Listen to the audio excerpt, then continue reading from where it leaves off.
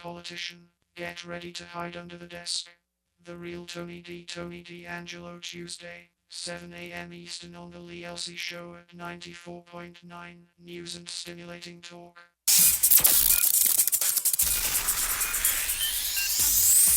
The Densmore Oil and Bugby Plumbing Seat of Honor.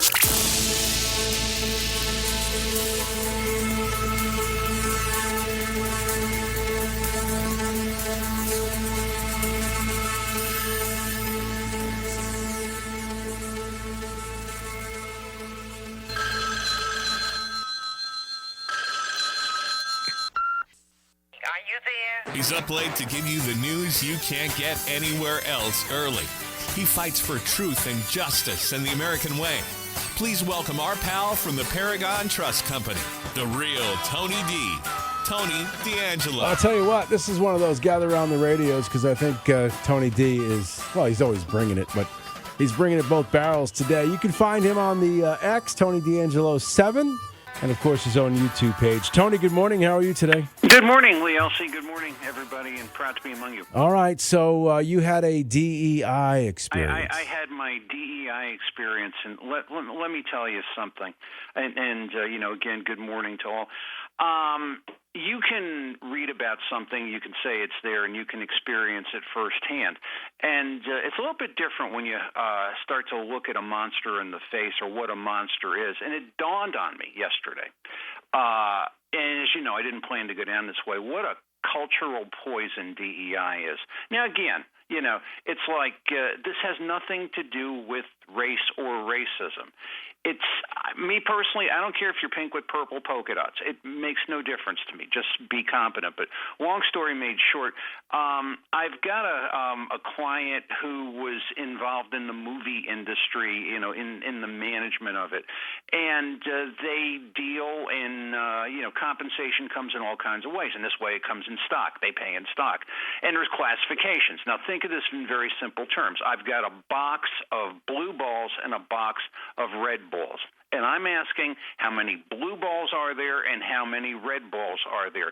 And this is one of those companies. If you go to the website, it's diversity, equity, inclusion, we advance and all this other kind of stuff.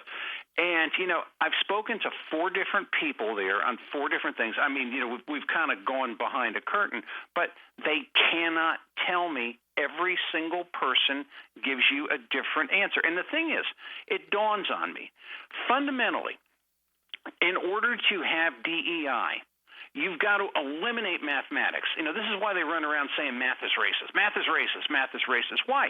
Because you've got to do math in everything. Look, you do math on the radio, right? You got to count seconds. You got to, how many times in this segment and that sort of thing.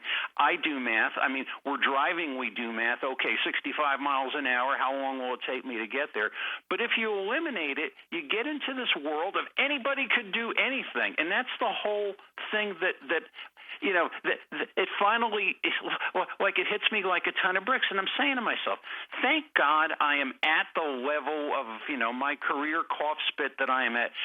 I pity people that have to deal with this mess for 40 years and what it's going to do. And that, when you start to just knock competency out of the box and you throw color in, it's I can't imagine the damage. And here's the thing. People that are running, I have 2 suggestions for you. Actually, one's a wish, the other's a suggestion. People that are running around, politicians, businesses, whatever, who are espousing the virtues of DEI, I pray you had the DEI experience that I did yesterday. Not enough to hurt you, not a surgeon cutting the wrong way, not something, an engineer that can't. I don't want to see you get hurt, but I want to see you get shocked a little bit. And the other thing is, it's now my sworn duty. You do what you want, but this is my encouragement to you. If you see like a business or something espousing DEI, honestly, starve them out. Because this is a cultural poison. It will kill us if we allow it to happen. I'm sorry. That's the way I feel, and you're welcome to comment. Well, can you go over a little bit more detail on what happened? Oh, sure. Yeah. It's the man is paid in stock, and there's two classifications. Yeah. Again, think of two boxes. Think of a box of red balls and a box of blue balls, and they have different weights to them. In other words, the red balls are all worth $1. The blue balls are all worth 50 cents.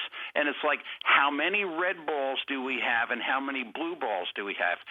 They don't have the mathematical capacity to do that. And not only that, but four different people in their executive ranks will give you four different answers because they're all DEI people. Gotcha. I gotcha. It's shocking to me. I mean, it's like, how did we allow this to get this far? It amazes me. I do feel like, though, the election of Trump was a severe pushback against it.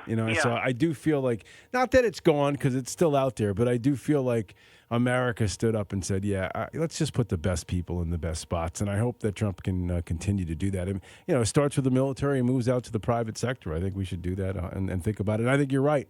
I think starve out these companies who are holding on to that with both hands, 100%.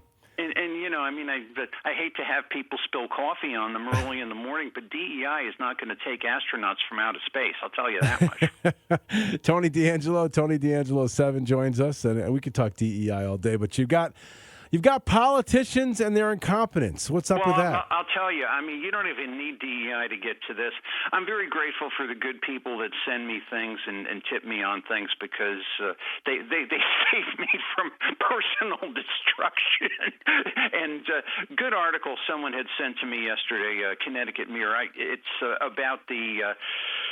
You know me, and you know me with food banks, and you know I represent a food bank, and you know that's going back to my mother. Nobody should go hungry. Everybody should have something to eat regardless. There is something called the Local Food Purchase Assistance Cooperative Agreement Program and the Local Food for Schools Program. Now, what's happened is the Trump administration is starting to look at the duplication that all these, whatever you want to call them, myriad nonprofits are just taking millions of dollars and not delivering services. At least this is, quote unquote, what Trump is saying is, or what the Trump people are saying is, pull back, do better, think about how you're going to do things, think about how you're going to reorganize, think about how you're going to, do you really need 50 nonprofits with 49 administrators that are all making over $200,000 a year?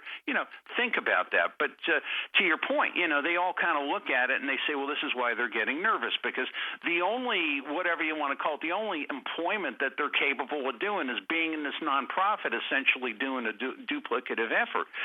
So there's a scrum at the Connecticut food chain, and it kind of reads like a who's who of what's what. Jason Jakubowski of Connecticut Food Chair, our two senators, Renee Giroux of Northwest Connecticut Regional Food Hub and Randall Mell of Middletown Public Schools, they're all there to yell and scream, Trump is cutting off our aid. Trump is cutting off our aid. Now, it's the thing that it's the first question I asked to myself, because this is the whole thing. I mean, I've experienced working with hunger firsthand for many years. It's like, okay, you got all this funding, but you got all these people. I mean, why can't we look at like point A to point B? Think of like a straight pipe. Why can't we get the resources in one end and feed the people on the other end? Why do we need all this money to fund all these politicians, all these administrators? And again, what will happen and what is sickening and what is, how could I put it? What is galling to me is that when I started working with food banks years and years and years ago, they were not these political soapboxes. They were not these things where politicians come out. Anytime something gets cut, they go there and they go to the food bank. Oh, look at me.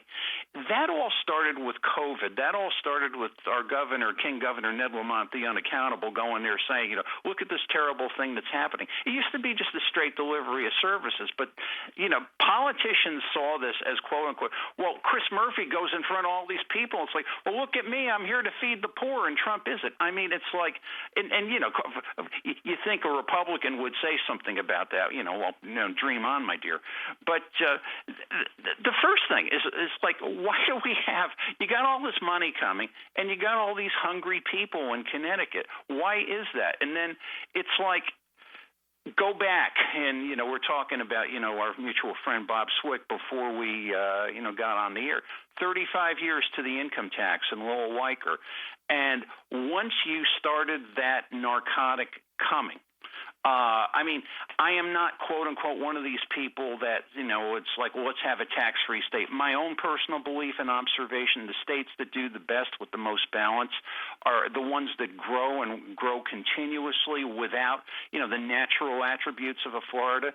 They do it with a very low, flat tax rate, as you were saying earlier. Because governments need to get something. You need to have some services, and they need to work efficiently with those services. But that all said, it's this whole thing of, well, let's just add more people to the mix. And this is where I'm thinking, this is what I've said for years is that you can have, and politicians run from me. They run from me anyway.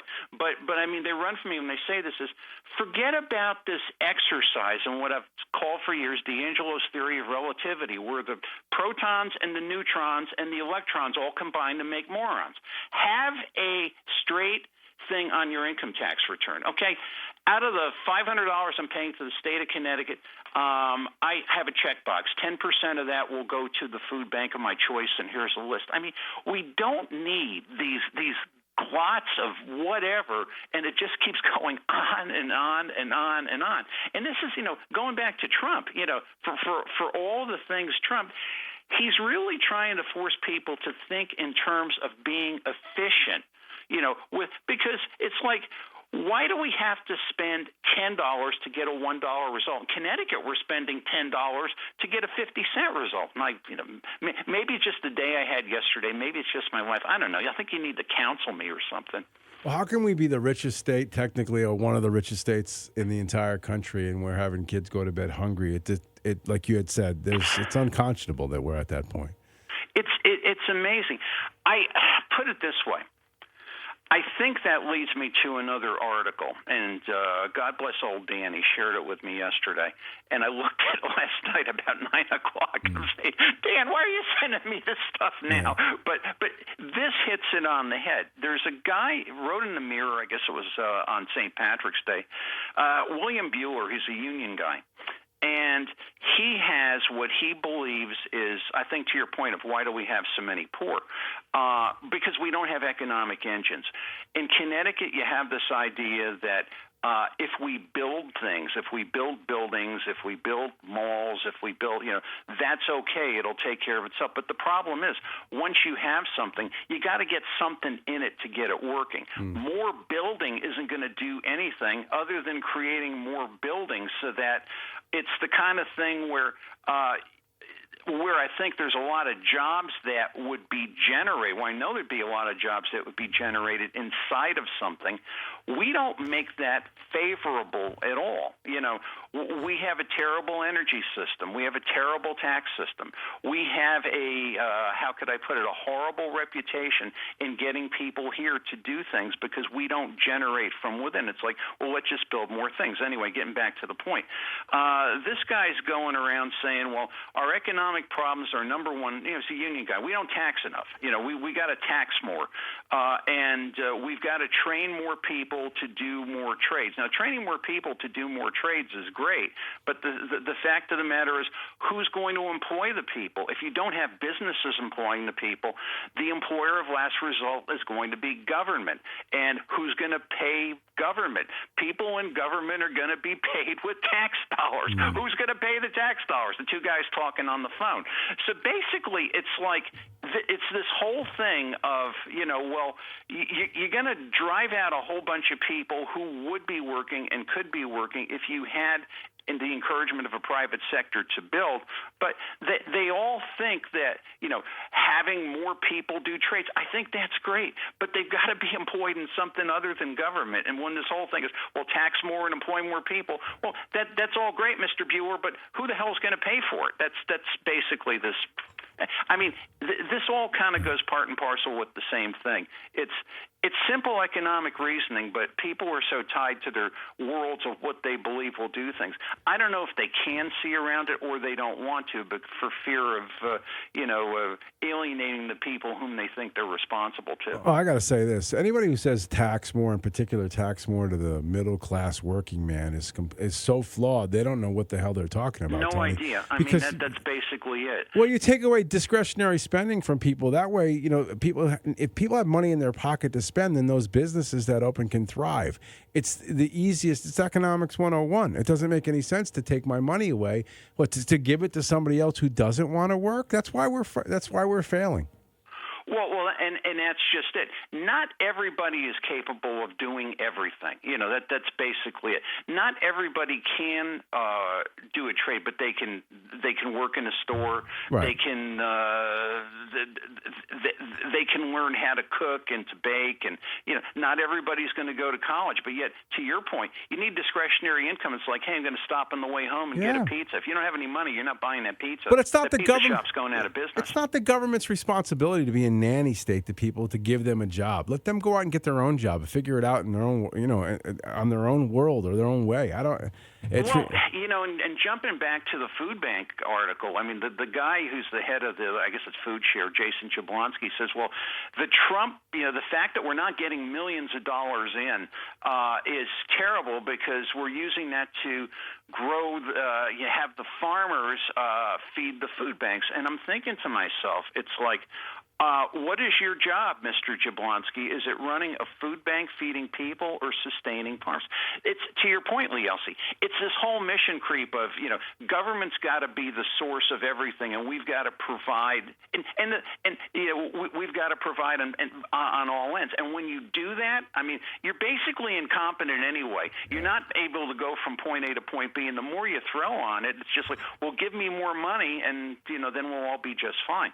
Do you think? I mean, you're a little bit older than me. Do you think in your days, back when, prior to when the government gave people, cradle to grave stuff, that there was less real poor, less homeless, because people had to figure it out, and it wasn't. There were charitable places like churches and things of that nature.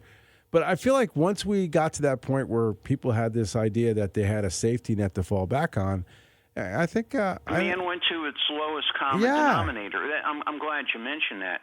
There never was a welfare system. My father and my uncle, Mario Cuomo, when he was governor, had mentioned it was called home relief. So it was like you had to go into City Hall and walk into the home relief office, which was a shame. In other words, I cannot support my family, and they gave you basic subsistence. And the thing is, it was like no one wanted to be on home relief, so everybody tried very hard to get a job. Right. I mean, look at the Great Depression. You see those big lines of people lining up for jobs. If that were today, people would stay home playing video games. Exactly. People had a work ethic. They wanted to work. Right.